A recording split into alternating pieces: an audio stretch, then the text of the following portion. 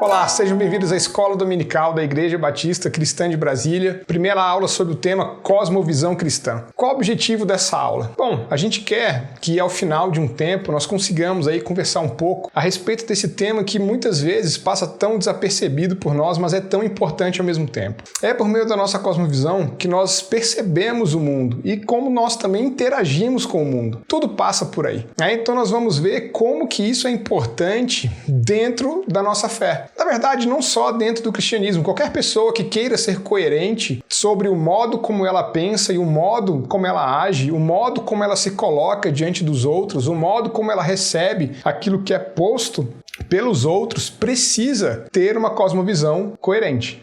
Mas isso até certo ponto é um problema. A gente vai ver aqui também como que as cosmovisões, ou a maioria delas pelo menos, elas apresentam falhas ou elas apresentam contradições dentro de si próprias. E como que a cosmovisão cristã aparece e surge dentro desse cenário como uma resposta satisfatória tanto à fé quanto à razão humana, né? Então, em primeiro lugar, esse é o objetivo de nossas aulas. Em segundo lugar, é despertar vocês para a importância da cosmovisão. A cosmovisão, todo mundo tem, todo ser humano tem uma cosmovisão, como nós veremos nas próximas aulas, mas muitas vezes essa cosmovisão ela fica simplesmente desapercebida, ela se torna simplesmente adormecida dentro daquela pessoa e a vida segue sem que o indivíduo se preocupe a respeito disso.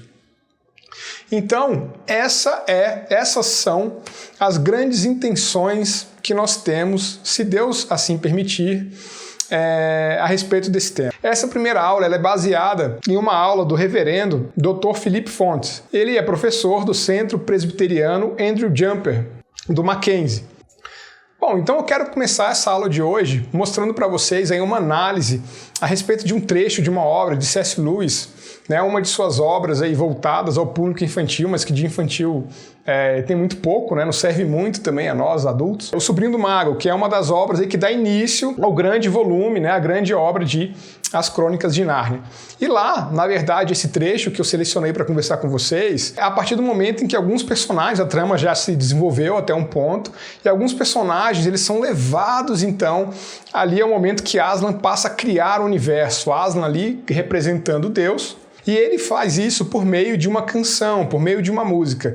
Mas é muito importante, eu peço a vocês que prestem atenção sobre como que os personagens ali representados escutam e interiorizam essa canção. Vamos lá? The story of Aslan's creation of the world conveys to the reader the beauty, majesty, love, and awe inherent in such an act of Genesis. The way Lewis reimagines and invigorates the biblical creation of the world is simple yet powerful. It starts off with the main cast of Diggory, Polly, Uncle Andrew, Queen Jadis, the cabbie, and Strawberry the horse standing alone in a world without light or matter. Then suddenly, Aslan appears and begins to sing the vacant world into being. There were no words, there was hardly even a tune, but it was, beyond comparison, the most beautiful noise that Diggory had ever heard.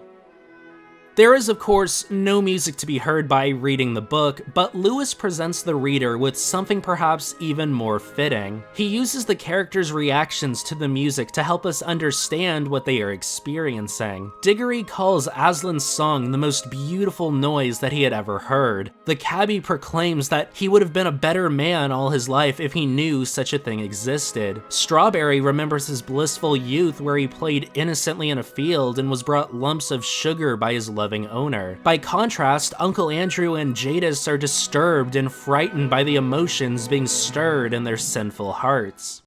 Então vocês conseguiram ver aí alguns personagens nessa cena que eu gosto muito, né? Então a gente tem ali Aslan, através de sua canção, criando tudo que existe, criando o universo. Lewis não apresenta pra gente qual foi a canção em si, a letra dessa canção, o ritmo a melodia, o ritmo dessa música, mas, por outro lado, ele nos apresenta as reações dos personagens ali presentes. É isso que Lewis quer destacar pra gente. Então ele começa ali, por exemplo, ele tem ali o cavalo, Morango. E Morango, então, ele ao escutar aquela música, música ele se lembra da sua juventude, correndo livre nos pastos, e aquela música traz uma sensação de liberdade ali para o cavalo.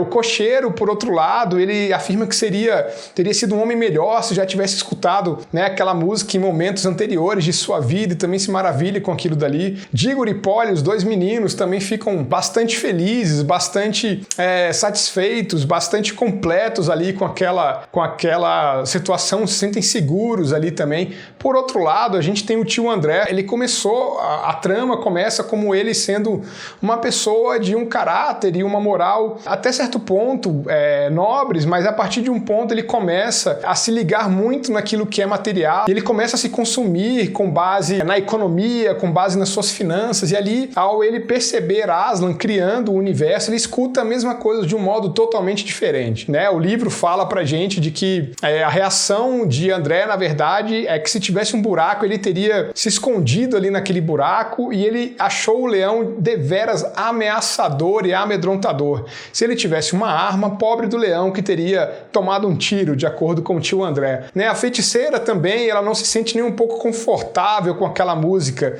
tão horrenda aos seus ouvidos. Então isso é muito importante e bem interessante.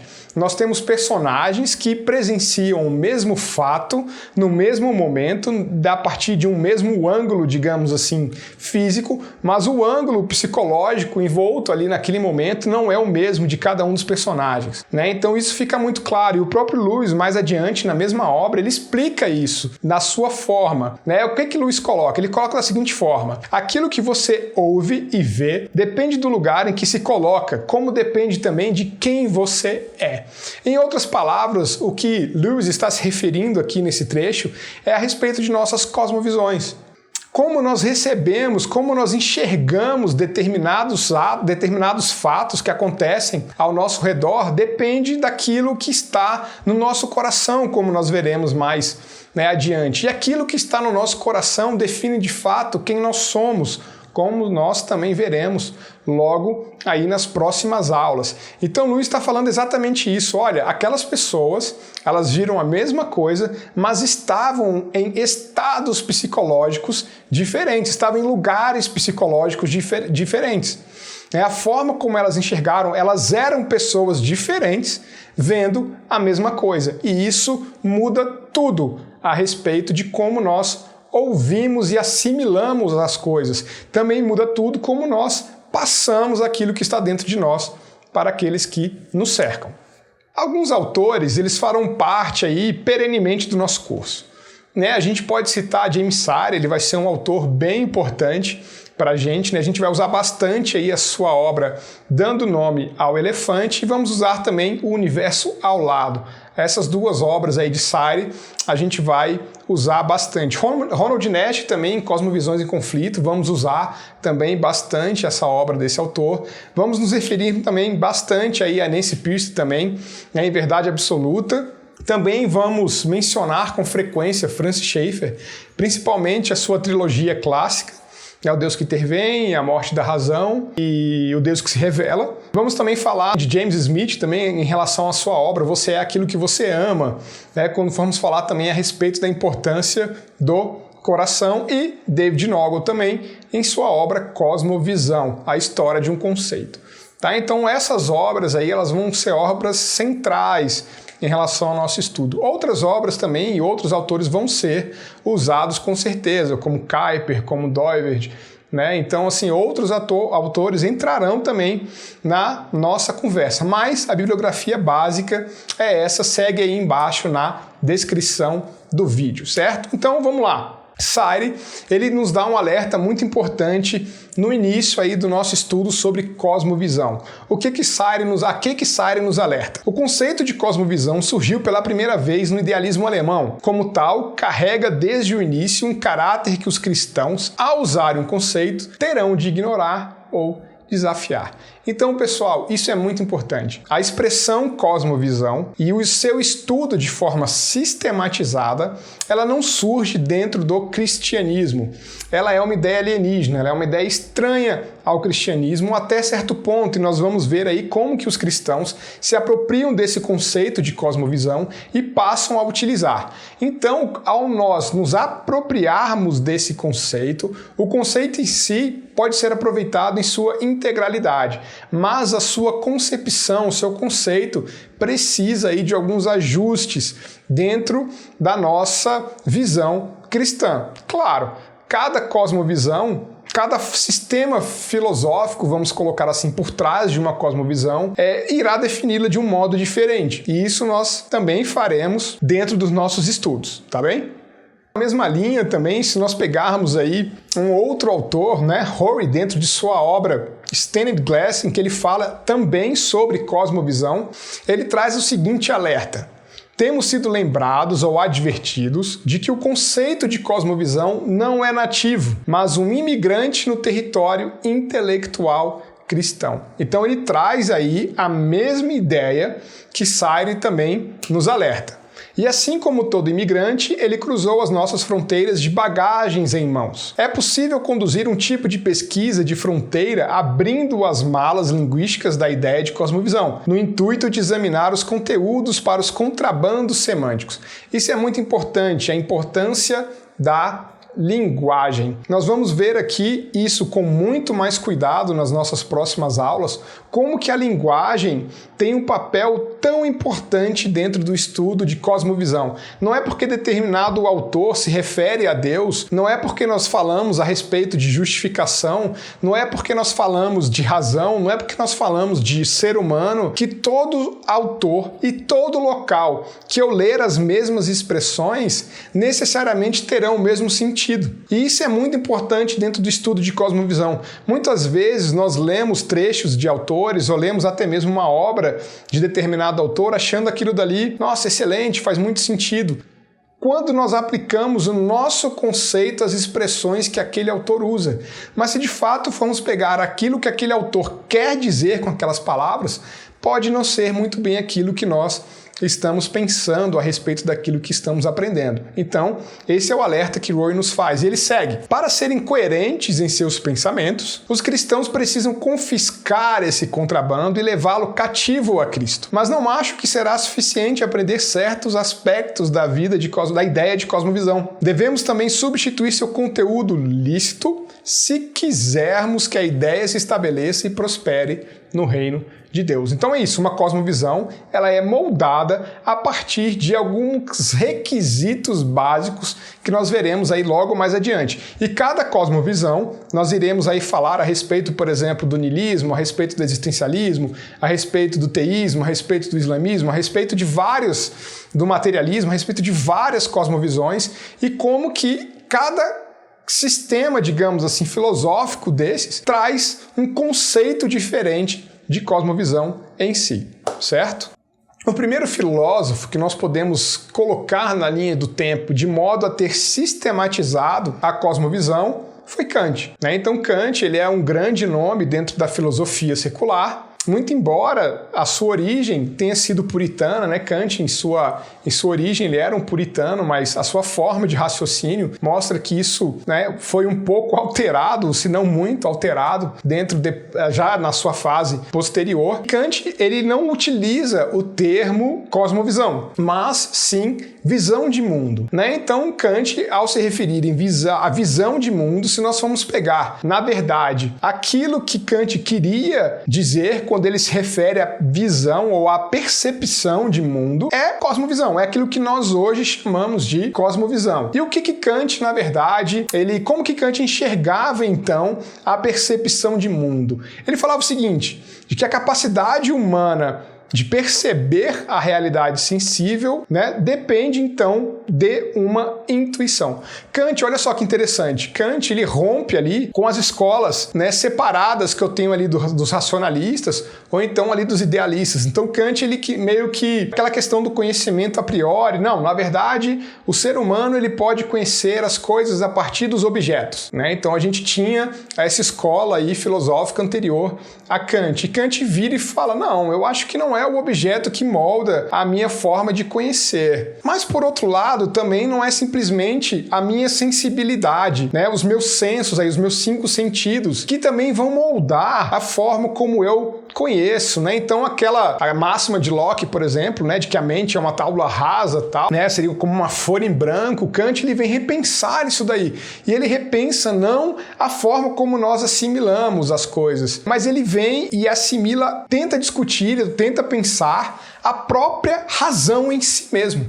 A própria assimilação em si mesmo, né? Então Kant, quando ele critica ali a razão, o que ele está fazendo? Exatamente estudando a razão em si, né? Então Kant, por exemplo, ele não vai nos ensinar filosofia. Kant, ele vai tentar nos ensinar a filosofar.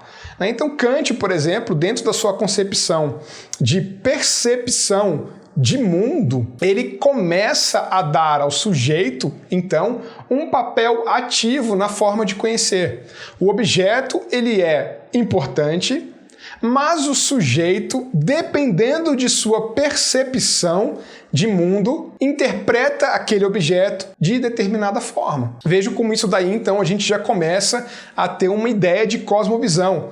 Né? Então a gente tem também uma transição, é o que a gente coloca aqui, uma transição da ideia de intuição para uma ideia de apreensão intelectual da realidade, ou seja, a razão exercendo papel dentro da realidade. O homem, ele passa a ser um sujeito autônomo dentro dessa questão de como perceber as coisas à nossa volta, né? Então o homem não é algo simplesmente ou alguém simplesmente levado, né, por aquilo que está chegando à sua visão, chegando ao seu tato, chegando aí ao seu olfato, não. O homem, ele é um intérprete daquilo que ele recebe. Hegel, então, ele pega essa expressão e ele dá uma nova dimensão dentro daquilo que Kant nos coloca como percepção de mundo. Para Hegel, por exemplo, se para Kant nos ensinava a filosofar, Hegel buscava nos ensinar filosofia.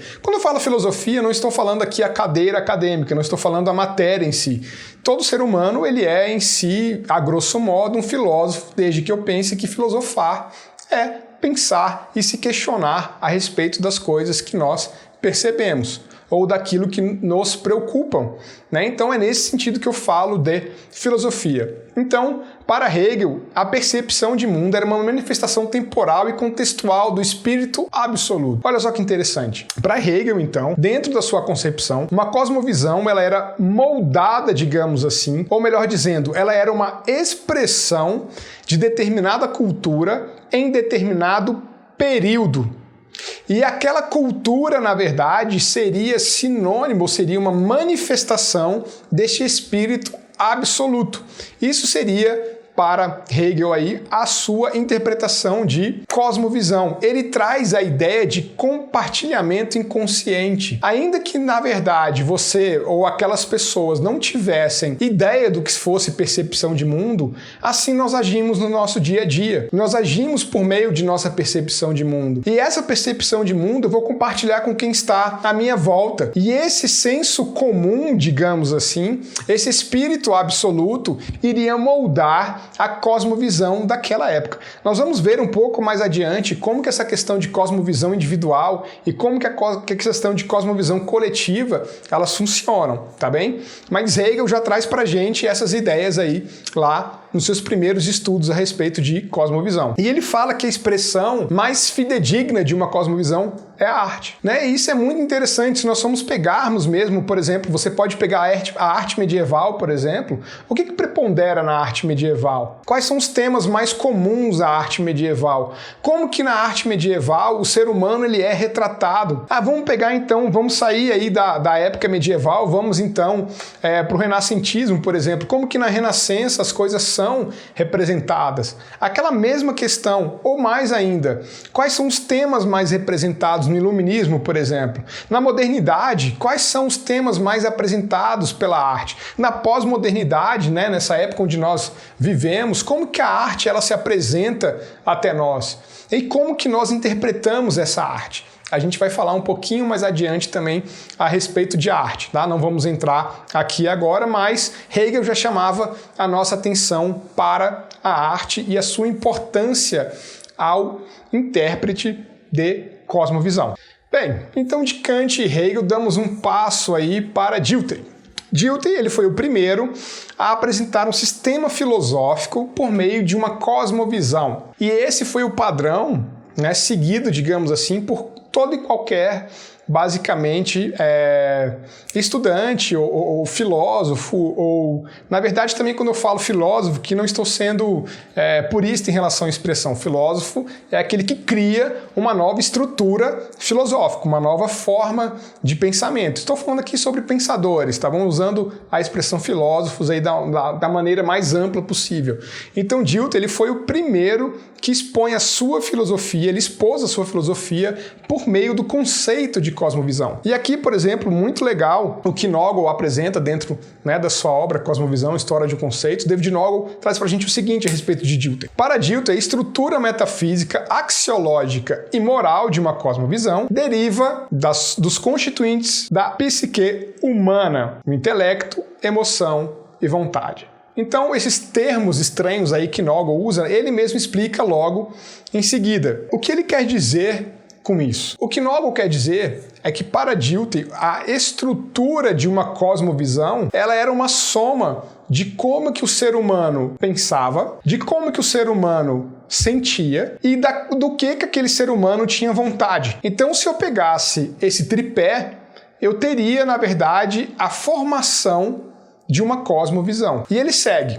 As visões macrocósmicas em sua composição e conteúdo são intrinsecamente reflexivas da constituição interna dos seres humanos microcósmicos, enquanto eles tentam alumiar a escuridão do cosmos. Então aqui novamente a gente tem um certo reflexo aqui da estrutura de pensamento de Hegel, né, que ele fala exatamente isso. A soma dos microcosmos, que seriam os seres humanos, nos dá uma visão macrocósmica a respeito da nossa composição e conteúdo de uma cosmovisão social. Então, Dilthey, ele foi o primeiro a trazer uma estrutura do que seria a composição de uma cosmovisão. Então, Dilthey disseca aí qual é o conteúdo de uma cosmovisão. A gente vai ver que isso evolui um pouco mais para frente, mas ele foi o primeiro a se preocupar com o conteúdo de uma cosmovisão. Além disso, também, Dilthey ele tem um fundamento antropocêntrico da cosmovisão, ou seja, o homem. Então, o homem seria o formador de sua própria cosmovisão. E que mais? Ele fala o seguinte, de que a objetividade resulta de subjetividade. Ou seja, qualquer pensamento ou qualquer forma de exposição de raciocínio que nós temos por objetivo, ele passou antes por um filtro, né? Isso é uma questão que nós vamos colocar mais à frente. Será possível fazer ciência de fato de modo neutro, por exemplo? Né? Então nós escutamos de modo tão divulgado de que a ciência deve ser neutra, ou de que o cientista tem um olhar neutro a respeito do seu olhar, do seu objeto de estudo. Será que isso é possível, filosoficamente falando? Será que do ponto de vista de uma cosmovisão isso é possível? E para Dilthey ainda, todo ser humano ele tinha uma cosmovisão. E por quê? Qual era a necessidade de uma cosmovisão? É isso que ele coloca. A tentativa de alumiar, de dar luz, de colocar luz na escuridão que seria o cosmo, ou seja, uma existencialidade O ser humano precisaria de ser estável em sua existência. Todo ser humano buscaria estabilidade em sua existência. Isso seria, na verdade, o motivo pelo qual todo ser humano teria uma cosmovisão para Dilthey. Bom, um outro filósofo que trabalhou bastante aí em relação à cosmovisão foi Nietzsche. E eu trago aqui pra gente um trecho bem famoso, né, desse filósofo, que ele discute a respeito da verdade. E qual seria o conceito de verdade para Nietzsche? Essa forma de como ele enxerga a verdade fala muito de sua cosmovisão, né? Então, quando a gente for ver lá o existencialismo, a gente vai voltar aí para Nietzsche e vamos conversar um pouco sobre como isso reflete na cosmovisão. Mas o que ele fala? Ele fala o seguinte: que é então a verdade? Um exército móvel de metáforas, metonímias e antropomorfismos, uma palavra, uma soma das relações humanas que foram intensificadas, transpostas e adornadas poética e retoricamente, e que depois de um longo uso parecem fixas, canônicas e obrigatórias às pessoas. Ou seja, não existiria uma verdade absoluta. Na verdade, a verdade seria uma convenção humana. Aquilo que, de modo inicialmente metafórico, de um modo que queria, na verdade, que o ser humano gostaria que fosse socialmente aceito, que, na verdade, também traria paz de consciência, digamos assim, na nossa consciência. Isso ao longo de vários tempos, de tempos em tempos, por ser tão repetido e ser tão aceito, teria adquirido um conceito de verdade. Verdade seria, então, uma construção humana, não seria algo absoluto. Então, ele traz essa questão da perspectiva sobre o absoluto. Isso é muito importante. Schaeffer, nós vamos falar um pouco também sobre isso mais adiante, mas para Schaeffer, o que marca, na verdade, esse tempo onde nós vivemos, o pós-modernismo, seria exatamente a ausência de absoluto. Seria exatamente a questão da síntese, ao invés de certo e errado. E a gente vê, por exemplo, como que Nietzsche já tratava isso em suas obras, né? Então, a gente trazer aí alguns autores selecionados dentro do secularismo que trabalharam com cosmovisão. Trago também o Wittgenstein. E o Wittgenstein, o que ele fala a respeito de cosmovisão? Para o Wittgenstein, ao invés de eu ter uma percepção de mundo, eu tenho retratos do mundo. E esse conjunto de retratos formaria o meu filme de mundo. Então, eu tenho uma percepção de mundo naquele lugar, naquele determinado momento, e eu tiro uma foto daquilo. Passa-se logo um segundo depois, eu estou em outro lugar, em um outro momento, e eu tenho outro retrato do meu mundo. E assim sucessivamente. E ele também vem trabalhar de novo com a semântica. E ele reduz a apreensão da realidade a um fenômeno de linguagem. Certo? Então o Wittgenstein ele reduz toda aquela questão da apreensão que a gente viu lá com Kant, que a gente viu lá com Hegel, ele reduz tudo isso, basicamente, sendo de modo também bem simples aqui, a um fenômeno de interpretação e de expressão. A gente vai falar um pouco mais também sobre isso mais adiante. E por fim, né, Foucault, ele se utiliza aí do termo episteme quando ele vai falar aí a respeito de cosmovisão, e logicamente, né, não poderia ser diferente dentro da estrutura de pensamento desse pensador, desse filósofo, que vai relacionar ali a questão de cosmovisão a poder. Né, ele fala o seguinte, logo quando vai falar a respeito da cosmovisão trazida por Foucault, né, muito baseada, a gente pode pegar, por exemplo, o marxismo, tá, que é uma cosmovisão também que traz isso de uma forma bastante patente, fala da seguinte maneira: cosmovisões são meramente construções linguísticas. Ele volta com a questão da linguagem, né, então seria uma convenção humana, de novo, seria algo construído por indivíduos que gostariam de impor a sua forma de raciocínio, né, são as fachadas de uma realidade ausente e funcionam como meio eficazes de opressão social. Ou seja, para Foucault, a cosmovisão funcionaria como massificação, né, como, na verdade, objetos de opressão social por classes dominantes aí sobre classes inferiores. Bom, então finalizando esse primeiro bloco aí da nossa aula, quais são algumas considerações finais aí que nós poderíamos trazer a respeito de cosmovisão até então dentro do cenário secular? Bom, o termo cosmovisão, ele nasceu então dentro de um contexto apóstata, certo? Dentro de uma filosofia não cristã. Então, temos que ter cuidado. Ele tem pontos positivos, como apontar o papel ativo do sujeito no processo de conhecimento e explicar a origem fundamental de nossas distinções hermenêuticas, de nossas distinções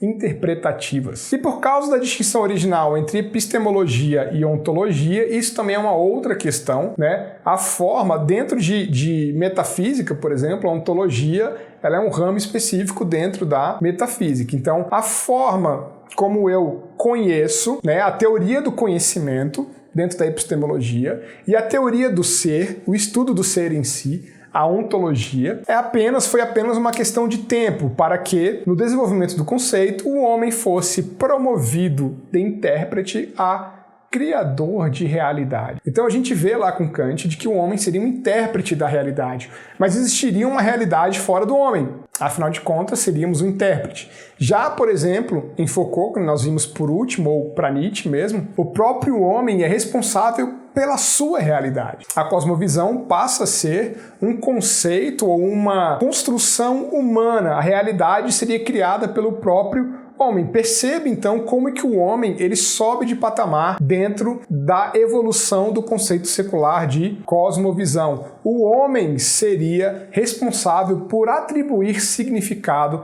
à cosmovisão, enquanto que dentro do conceito de cosmovisão cristã, essa não é a interpretação, né, apropriada pelos primeiros pensadores cristãos que nós passaremos logo a seguir a conversar um pouco. Bom, vamos lá então seguir a nossa caminhada agora, né, com muito mais entusiasmo, digamos assim. Vamos ver como que os primeiros pensadores aí cristãos, quais foram os primeiros pensadores cristãos que passaram a se utilizar da cosmovisão e em qual contexto e com qual serventia. Bom, o primeiro grande nome aí dentro do cristianismo que passou a ser, né, uma referência a respeito de cosmovisão foi o escocês James Orr, né? Então, James Orr, ele falava o seguinte, ele tinha uma preocupação a respeito da defesa do cristianismo. Ele começou a perceber que o cristianismo ele vinha sofrendo vários ataques e muitas vezes não estava pronto para se defender. E isso é muito engraçado, porque se a gente for pegar lá a epístola, por exemplo, de Judas, né? Judas, no versículo 3 do seu capítulo único, né? Do seu capítulo 1, ele é muito claro e fala que nós cristãos devemos estar prontos a defender a fé que foi dada aos santos pelo nosso Senhor Jesus Cristo. Essa fé que Judas fala no seu versículo 3 da sua epístola, na verdade não é a nossa fé subjetiva. Judas está falando ali a respeito da nossa fé objetiva, ou seja, do Evangelho, do conhecimento deixado por Cristo, do conhecimento do Evangelho deixado por Cristo aos santos. E Judas já falava, olha, você tem que estar pronto para defender isso daí. Pedro também, em suas cartas, né, ele também escreve a respeito da defesa do Evangelho. Pedro fala que você tem que estar pronto, meu amigo, você tem que estar pronto para defender o Evangelho, a razão daquilo que você acredita, qualquer um que te pergunte a qualquer momento. Um outro exemplo que nós temos também ao lado de Judas e ao lado de Pedro, de defesa da fé, foi o apóstolo Paulo. Paulo, no livro de Atos, capítulo 17, quando ele passa lá pelo Aerópago, por Atenas, a Bíblia nos relata que Paulo se revolta com aquele sistema cultural ali onde ele estava naquele momento, mas quando ele é levado diante dos estoicos e diante dos epicureus, ali representando o sistema filosófico dominante daquele período, Paulo, ele não abre mão do conhecimento bíblico para defender a fé e ele vai exatamente no cerne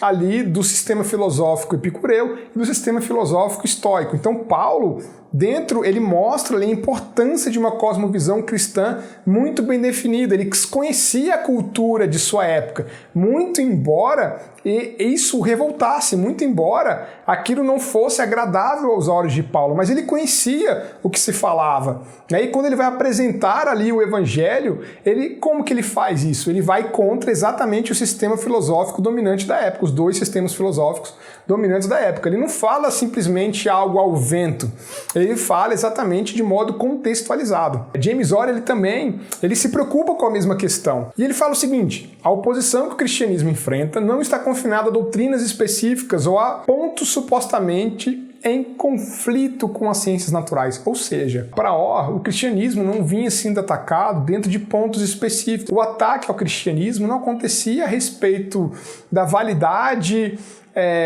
histórica do Antigo Testamento, ou então não acontecia a respeito da transubstanciação, ou então a respeito da ressurreição de Cristo. Não, Para Orr, o cristianismo não vinha sofrendo ataques em pontos específicos, mas tais ataques se estendiam à forma total de se conceber o mundo, do lugar do homem nele, da maneira de conceber o sistema total das coisas, naturais e morais, das quais nós somos uma parte. Ou seja, o cristianismo ele vinha sendo atacado como um todo, ou seja, como uma estrutura filosófica.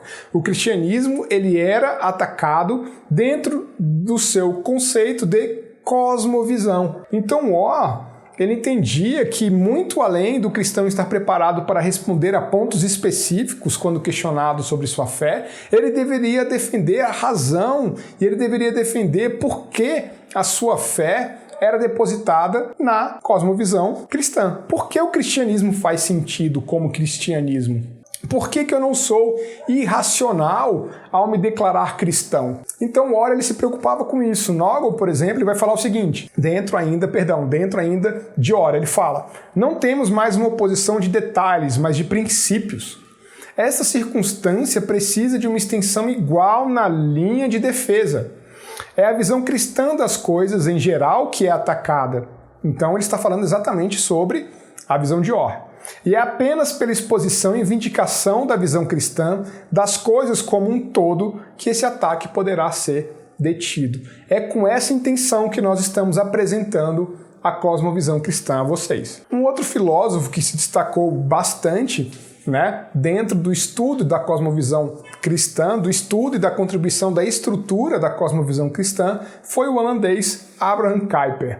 Kuyper, ele era um perfeito exemplo de um teólogo, se é que podemos chamar assim, tinha uma vida secular bastante ativa. Kuyper, por exemplo, não era um presbítero, como, por exemplo, era Orr. Então, Kuyper, ele teve uma grande contribuição também na área política da Holanda. Por exemplo, ele foi um dos fundadores aí do Partido Antirrevolucionário holandês. Ele também foi um dos fundadores, o fundador da Universidade Livre de Amsterdã. Também foi um dos fundadores do partido da Igreja Reformada Holandesa.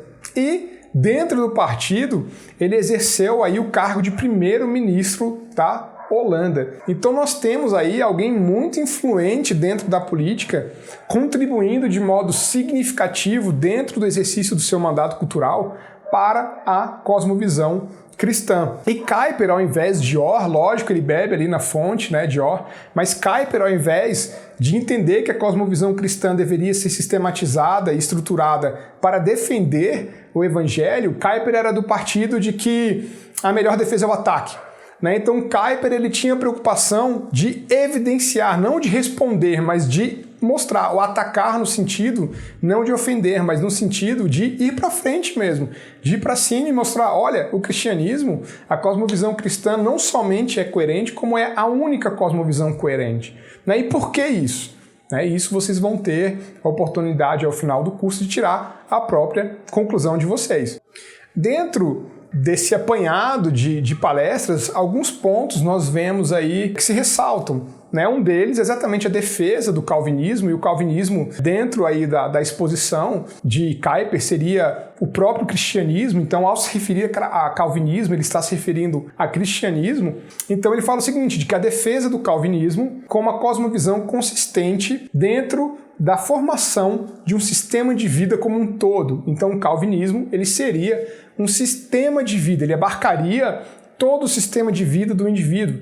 Isso é muito importante.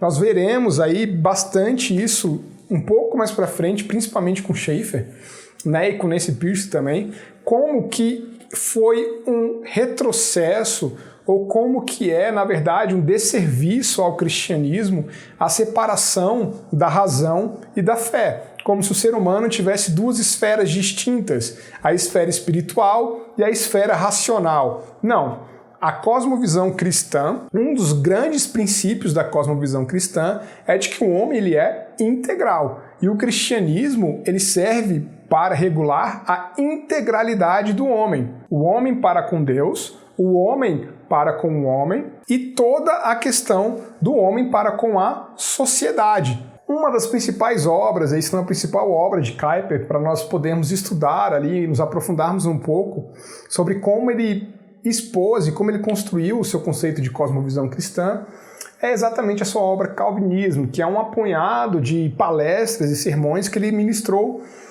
em Princeton, em 1898. E dentro das Stone Lectures, se nós formos pegar ali as falas de Kuyper, a gente pode ver alguns pontos que se ressaltam, né? O primeiro deles é de que a cosmovisão cristã, o cristianismo, ou o calvinismo, como ele se refere, ele deve regular o sistema inteiro da vida de um indivíduo. Um dos maiores desserviços, um dos maiores atrasos da vida do cristianismo foi exatamente a partir do momento em que houve uma tentativa de se separar a espiritualidade da racionalidade do homem, como se o homem fosse espiritual e racional em esferas separadas. Nós vamos ver bastante isso um pouco mais adiante, junto com Schaeffer, como que ele trabalha essa questão da importância da integralidade do homem. Nancy Pearcey também trabalha bastante com essa questão. Então, Kuyper, ele é um pioneiro, digamos assim, e fala, olha, o ser humano, ele é integral e o cristianismo deve também respeitar essa integralidade do homem. Kuyper, lógico, pela sua própria história de vida, ele enfatiza a importância do ser humano defender a cosmovisão cristã dentro do exercício do seu mandato cultural. O cristianismo não é para ser exercido nas igrejas tão somente. O cristianismo é para ser exercido como sistema de vida. Ou seja, eu tenho que ser coerente com a minha cosmovisão cristã no meu trabalho, na minha família, na minha igreja, lógico, no clube, em casa, em qualquer lugar. Então eu não sou cristão na igreja e não sou espiritual na igreja e racional no meu trabalho. Não, eu sou integral na minha igreja e integral no meu trabalho, e o cristianismo deve ditar tais regras. A fé, para Kuyper, ela é a estrutura de uma cosmovisão. Isso nós vamos ver um pouco também logo adiante, bem próximo aí, junto com a obra de James Smith, Aquilo que você é, o que você ama. Como que o ser humano, ele é um homem religioso. O homem não é um homem racional, não é isso que define um homem. O que define um homem é a sua estrutura de religiosidade, Então, essa religiosidade seria o cerne, é aquilo que vai definir a cosmovisão de um indivíduo. E ele cria a metanarrativa da cosmovisão cristã. Nós, como cristãos, a cosmovisão cristã, ela enxerga tudo dentro do princípio de criação, queda e redenção. Alguns ainda incluem aí consumação, ao invés dessas 3 etapas, digamos assim. Mas a gente vai ter uma aula só para falar sobre isso. Algumas frases aí de Kuyper dentro de sua obra, dentro da Stone Lectures, ele fala o seguinte: não há uma só polegada quadrada do domínio total da nossa existência sobre a qual Cristo, que é soberano, sobre todas as coisas, não grite meu. É isso. A integralidade do homem. A cosmovisão cristã se presta a elucidar a relação do homem para com Deus, do homem para com o homem e do homem para com o mundo. É isso, ela serve para tudo. Ela regula a parte espiritual, ela regula a parte social e ela regula também a parte natural. A cosmovisão cristã, ela busca dar resposta a todas as esferas de nossa vida. Uma outra frase também bem bacana de Kuyper, um pouco mais adiante na mesma obra, ele fala o seguinte: existem 2 tipos de pessoas, 2 tipos de ciência. A diferença está na palingênesis, isto é, na regeneração espiritual. Ou seja, para Kuyper, eu tenho basicamente 2 formas de enxergar o mundo. Eu tenho 2 cosmovisões básicas para Kuyper. E essas cosmovisões guardam relação com a regeneração espiritual do homem. Ou seja, eu tenho uma cosmovisão daqueles que são nascidos de novo e eu tenho outra cosmovisão daqueles que não são nascidos de novo, daqueles que não foram regenerados, daqueles que ainda permanecem em apostasia.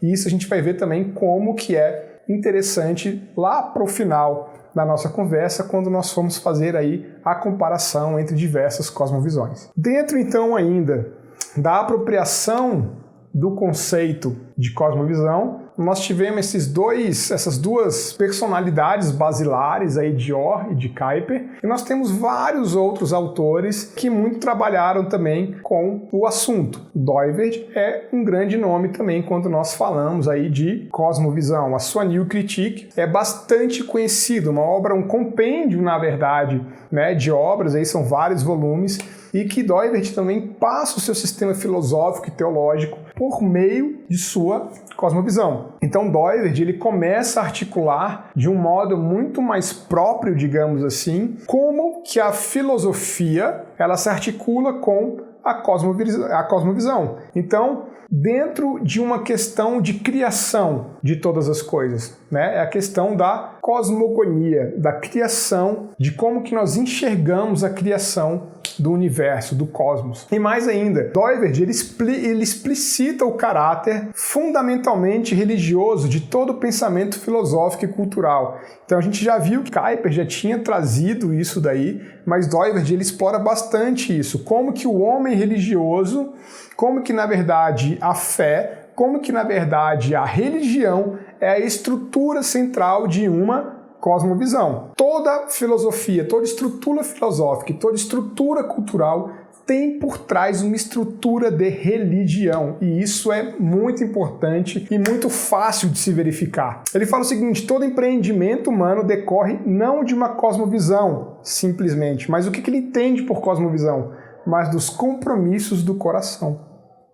Então, para Doivert, uma cosmovisão ela seria basicamente formada pelos compromissos do nosso coração. Nós teremos uma aula só para falar sobre coração. Então, a ideia de cosmovisão como uma forma de se conhecer a natureza pré-teórica. Ele descreve os princípios religiosos elementares que conduziram a cosmovisão ocidental do período clássico ao moderno. Um outro pensador que eu já citei aqui também é exatamente Schaeffer, né? Schaeffer aí ele tem bastante publicadas, né? Ele fala desde a criação, né, dentro da estrutura de Gênesis. Ele tem obras também publicadas a respeito de sermões bíblicos, mas basicamente quando nós falamos de cosmovisão e Schaeffer, nós estamos nos referindo aí à trilogia chamada de trilogia clássica de Schaeffer. Esse autor suíço, ele foi alguém muito atuante também do ponto de vista cultural, né? Foi o fundador de uma instituição chamada L'Abri, e essa instituição ela se prestava exatamente a receber as pessoas que tinham dúvidas e angústias existenciais, filosóficas, religiosas, e ele simplesmente abria sua casa para conversar e para apresentar e defender o cristianismo como resposta a essas angústias dessas pessoas. E Schaeffer ele tem uma proposta muito firme, muito sólida a respeito da importância do cristão ou do indivíduo ele ter uma percepção teorreferente, ou seja, uma percepção biblicamente orientada dentro da sua cosmovisão. A Bíblia tem resposta para todas as coisas. Se você entra em uma discussão, seja ela qual for, abrindo mão da Bíblia, simplesmente, não, tudo bem, isso aqui eu vou responder dentro de pressupostos racionais, você já começa perdendo aí. Então, assim, lógico, a Bíblia não trata sobre todos os assuntos, mas a estrutura de pensamento da Bíblia, ela aborda todos os assuntos. Então, Schaeffer, ele tem aí essa ideia central na sua obra, né? Ele traz também a importância da cosmovisão cristã para a defesa da fé, ou seja, a apologética, e também para a evangelização, né? Então, para Schaeffer, a forma mais eficiente de se começar uma evangelização é exatamente conversando a respeito da cosmovisão do ouvinte. Qual é a cosmovisão que aquele ouvinte tem a respeito? Como é que ele entende o mundo? Né? Como que esse ouvinte percebe aquilo que eu vou falar? Senão eu posso estar falando sobre Deus para ele pode estar entendendo uma outra coisa que não necessariamente eu estou me referindo a Deus. Né? Então, por exemplo, Van Til, na sua obra Por que Creio em Deus, ele fala uma coisa muito importante também, que é bem nessa linha.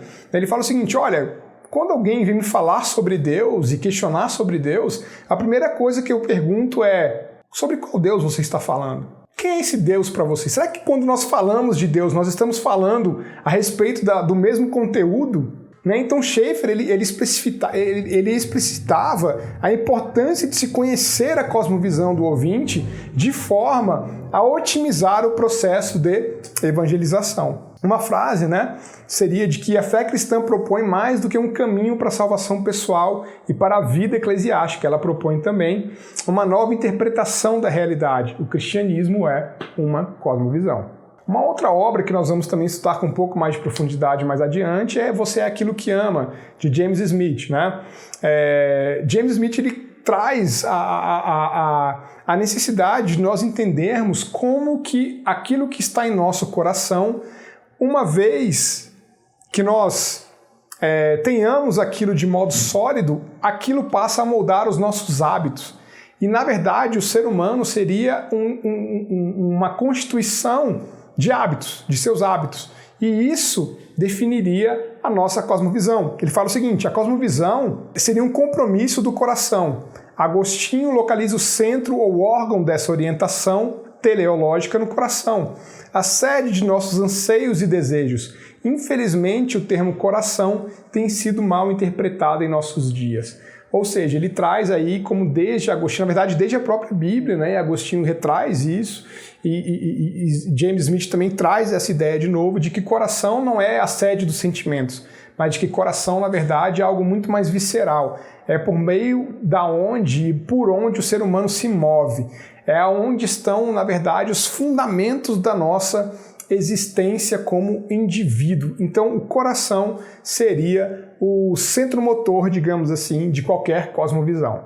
Então, já me encerrando essa nossa primeira aula, eu gostaria de deixar um alerta aqui para vocês, um alerta que Van Til faz dentro da sua obra, o conceito calvinista de cultura. Van Til fala o seguinte: recentemente, o termo cosmovisão tem se tornado comum no meio cristão brasileiro, aqui no nosso caso. Muitas publicações sobre o assunto têm acontecido e a cada dia um número maior de palestras e eventos versando sobre o assunto encontra espaço em nosso evangelicalismo. O problema da relação entre o cristão e a cultura se constitui num problema perene para o cristianismo.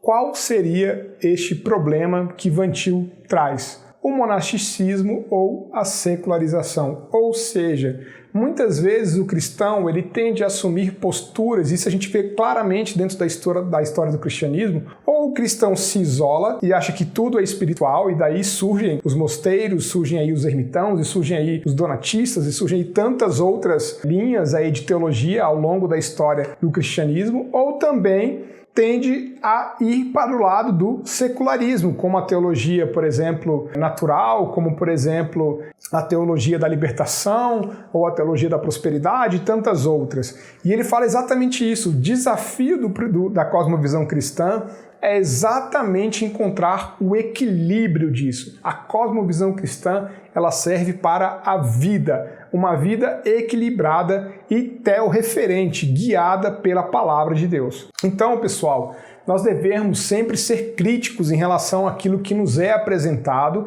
e em relação a nós mesmos. A criticidade ela é essencial para qualquer estudante de cosmovisão. É o que está lá em 1 Tessalonicenses, capítulo 5, versículo 21, que fala: julgai todas as coisas, retende o que é bom, abstende-vos de toda forma de mal. A cosmovisão cristã é um sistema teísta que exibe a coerência racional da revelação bíblica. Então, a criticidade, ela faz parte, ela deve fazer parte da nossa vida como cristão. Ela deve fazer parte, sim, a racionalidade não deve, em hipótese alguma, ser deixada de lado. Mas, como eu raciocínio e o que eu raciocínio é muito importante. E aqui eu deixo por fim uma frase de Antoine Saint-Exupéry, o criador aí da obra O Pequeno Príncipe, que ele traz de uma forma muito pungente o que seria, na verdade, a importância de termos uma cosmovisão alinhada, né, aí com os desejos do nosso coração. Ele fala o seguinte: se você quer construir um navio, não chame as pessoas para juntar madeira ou atribua-lhes tarefas e trabalhos, mas sim ensine-os a desejar a infinita imensidão do oceano, ou seja, trabalhe trabalhe o coração daquela pessoa para que as coisas passem a fazer sentido e tudo a partir daí terá um outro direcionamento e uma outra intencionalidade. Beleza? Então, pessoal, isso foi só o comecinho. Eu sei que nessa primeira aula tivemos que passar aí por muita filosofia, talvez conceitos um tanto abstratos, mas a partir da nossa segunda aula, com certeza teremos aí assuntos muito mais práticos para estarmos discutindo, que eu não poderia simplesmente pular essas primeiras palavras aí e já partir aí para algo mais prático. É importante a gente conversar um pouco sobre esse arcabouço, tá bom? Então, fique conosco, participe das nossas próximas aulas, deixe a sua crítica, as suas dúvidas, estamos à disposição aí para responder. Fique com Deus, até mais.